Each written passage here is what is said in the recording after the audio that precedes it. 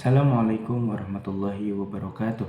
Alhamdulillahirabbil alamin wa bihi nasta'in wa ala umuri dunya waddin. Shalatu wassalamu ala asyrafil anbiya'i wal mursalin wa ala alihi washabihi ajmain, amma ba'du. Baiklah, yang terhormat kepada dosen pengampu MK Perencanaan Pendidikan Dr. Hanan Nelis, MPD. Yang pertama-tama, marilah kita panjatkan puja serta syukur kita kepada Allah Subhanahu wa Ta'ala yang mana telah memberikan kita nikmat sehat jasmani dan rohani, sehingga alhamdulillah pada hari ini juga kita masih diberi umur. Yang kedua, salawat dan salam marilah kita haturkan kepada Nabi kita Nabi Muhammad SAW yang mana telah membawa kita dari zaman jahiliyah menuju zaman yang Islamiyah. Nah, saya di sini Entol Muhammad Nurul Aska dengan NIM 243150039 akan menjelaskan tentang penuntasan wajib belajar. Latar belakang. Program wajib belajar di Indonesia pada awalnya ditetapkan selama 9 tahun, yaitu pendidikan dasar dari sekolah dasar SD hingga sekolah menengah pertama SMP. Nah, seiring perkembangan zaman dan tuntutan global, program ini diperluas menjadi wajib belajar 12 tahun agar setiap individu dapat memiliki keterampilan, pengetahuan, dan kecakapan dalam lebih memadai untuk menghadapi persaingan dunia kerja maupun melanjutkan ke jenjang pendidikan yang lebih tinggi. Nah, dari latar belakang di atas, maka dapat diperoleh beberapa perumusan masalah, yaitu antara lain, yang pertama, bagaimana implementasi program penuntasan wajib belajar di Indonesia? Yang kedua, faktor apa saja yang menjadi penghambat dalam penuntasan wajib belajar? Yang ketiga, yaitu upaya apa yang dapat dilakukan pemerintah, sekolah, dan masyarakat untuk mendukung penuntasan wajib belajar. Nah, yang pertama, implementasi program penuntasan wajib belajar di Indonesia. Program penuntasan wajib belajar di Indonesia merupakan langkah strategis pemerintah untuk menjamin seluruh anak usia 7 hingga 18 tahun memperoleh akses pendidikan dasar hingga menengah. Kebijakan ini tertuang dalam Peraturan Pemerintah Nomor 47 Tahun 2008 serta Permendikbud Nomor 80 Tahun 2013 tentang Pendidikan Menengah Universal yang menjadi kelanjutan dari program wajib belajar 9 tahun sebelumnya. Nah, dalam pelaksanaannya, berbagai pihak terlibat mulai dari Kementerian Pendidikan dan Kebudayaan, Dinas Pendidikan di tingkat provinsi maupun kabupaten atau kota, hingga sekolah sebagai garda terdepan penyelenggara pendidikan. Upaya yang ditempuh mencakup sosialisasi kepada masyarakat mengenai pentingnya pendidikan, pembangunan, dan perbaikan infrastruktur sekolah. Nah, pemberian bantuan pendidikan seperti Kartu Indonesia Pintar (KIP) serta penerapan sistem zonasi untuk pemerataan akses sekolah di berbagai daerah. Nah, di sini ada faktor penghambatan penuntasan wajib belajar. Nah, pelaksanaan program wajib belajar 12 tahun masih menemui sejumlah kendala yang menghambat pencapaian secara maksimal. Beberapa faktor penghambatan tersebut diantaranya adalah yang pertama, aspek ekonomi. Yang kedua, kurangnya kesadaran dan peran orang tua. Yang ketiga, minimnya sarana dan prasarana. Yang keempat, ketidakmerataan distribusi guru. Yang kelima, kendala zonasi dan akses pendidikan. Yang keenam, faktor geografis dan transportasi.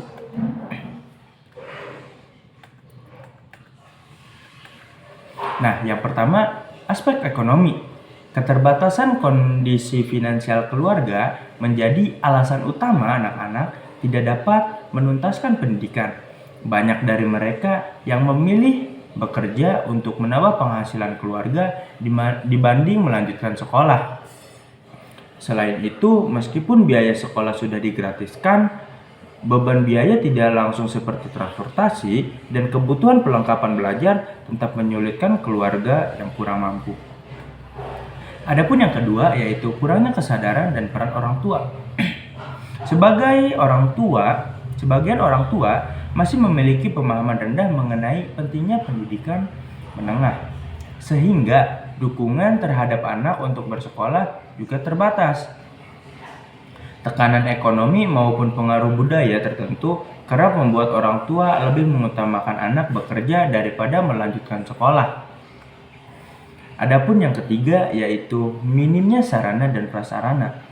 Di beberapa wilayah, terutama daerah terpencil, sekolah belum memiliki fasilitas yang layak, baik ruang kelas, media pembelajaran, maupun fasilitas penunjang lain. Kondisi ini berdampak pada kenyamanan serta efektivitas proses pembelajaran. Nah, yang keempat, ketidakmerataan distribusi guru. Masalah lain adalah ketidakseimbangan dalam penyebaran tenaga pendidik. Sekolah di daerah terpencil kerap kekurangan guru tetap dan hanya mengandalkan guru honorer atau kontrak yang kadang tidak sesuai kualifikasinya. Adapun yang kelima yaitu kendala zonasi dan akses pendidikan. Penerapan sistem zonasi yang memprioritaskan siswa berdasarkan domisili terkadang menyulitkan peserta didik dari wilayah terpencil. Jika jarak ke sekolah menengah berkualitas cukup jauh serta akses transportasi terhambat, maka kesempatan untuk bersekolah menjadi semakin kecil. Nah, adapun yang keenam yaitu faktor geografis dan transportasi. Kondisi wilayah yang sulit dijangkau seperti daerah pegunungan atau kepulauan menambah hambatan. Jarak tempuh yang jauh dan keterbatasan sarana transportasi membuat anak-anak kesulitan untuk hadir di sekolah secara rutin. Nah, dari situ pula apa aja sih upaya pemerintah, sekolah, dan masyarakat dalam mendukung penuntasan wajib belajar? Nah, di sini ada peran pemerintah. Ada 5 peran yang harusnya dilakukan oleh pemerintah. Yang pertama yaitu perpanjangan masa wajib belajar menjadi 13 tahun. Yang kedua, penguatan program Indonesia Pintar (PIP). Yang ketiga, digitalisasi pendidikan dan peningkatan sarana. Yang keempat, penguatan kebijakan dan perencanaan nasional. Yang kelima, sosialisasi dan evaluasi rutin. Nah, mari kita bahas satu persatu. Yaitu yang pertama ada perpanjangan masa wajib belajar menjadi 13 tahun. Mulai tahun ajaran 2025-2026, pemerintah memperluas cakupan wajib belajar dari 12 tahun menjadi 13 tahun yang dimulai dari pendidikan anak usia dini yaitu PAUD hingga tingkat SMA pun SMK. Langkah ini bertujuan memperkuat fondasi pendidikan sejak usia dini sekaligus mengoptimalkan pembentukan karakter dan keterampilan anak. Nah, adapun tadi yang kedua yaitu penguatan program Indonesia Pintar (PIP). Bantuan pendidikan melalui PIP diperluas jangkauannya, termasuk untuk peserta didik PAUD.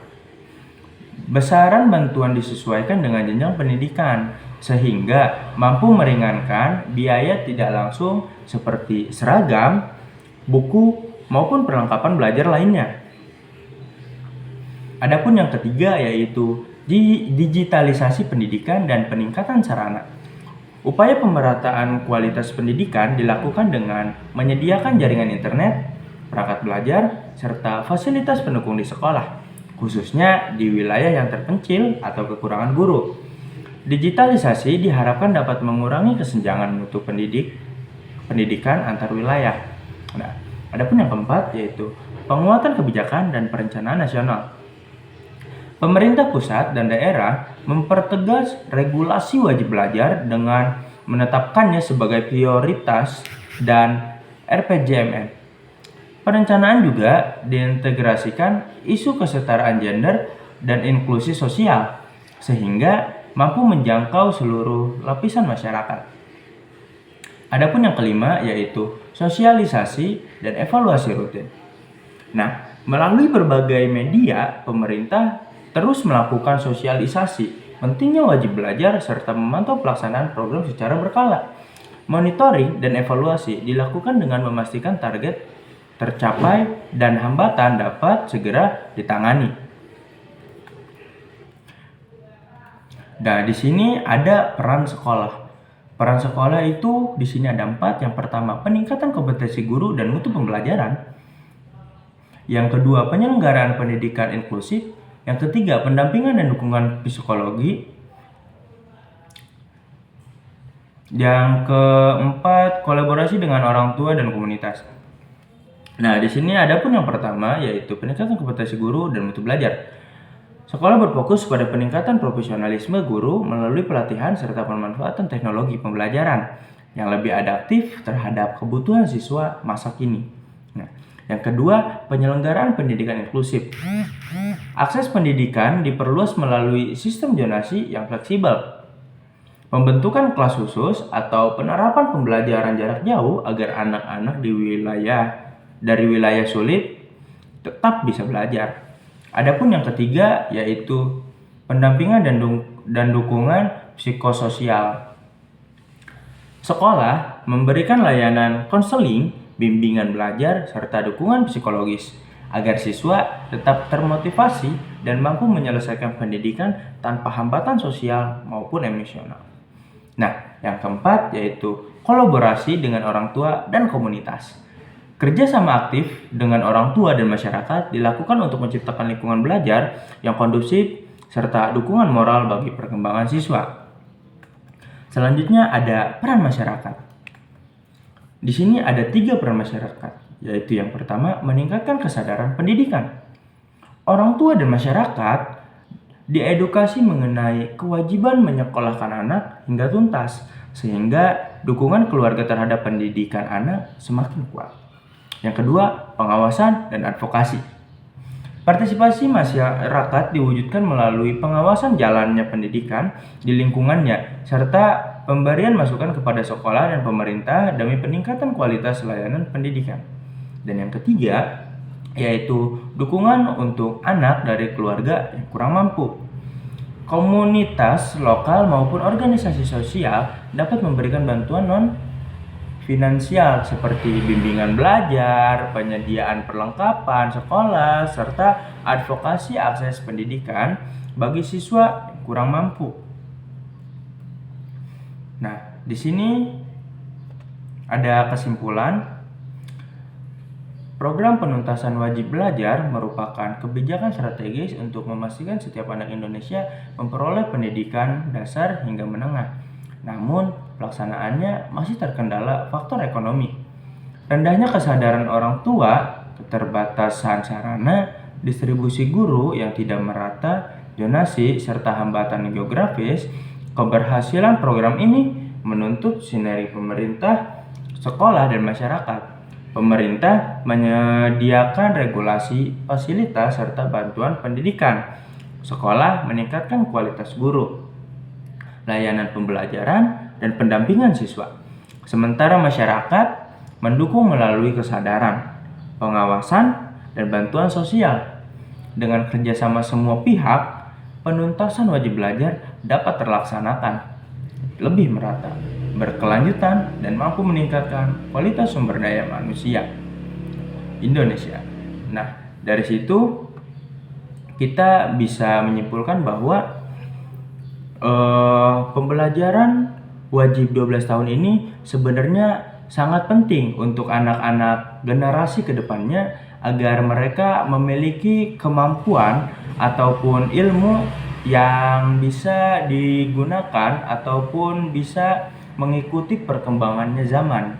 Nah, oleh karena itu, bagi kita masyarakat, orang tua, kakek, nenek pun dari sekolah, guru, dan dari pemerintahan, para pejabat harus bisa mensukseskan, harus bisa mendukung adanya program wajib belajar ini. Oke, mungkin cukup sekian dari saya. Saya Antal Muhammad Nurul Aska, kurang lebihnya saya mohon maaf. Astagfirullah biqaulin bila amalin, wallahul muwaffiq ila aqwamit thoriq. Wassalamualaikum warahmatullahi wabarakatuh.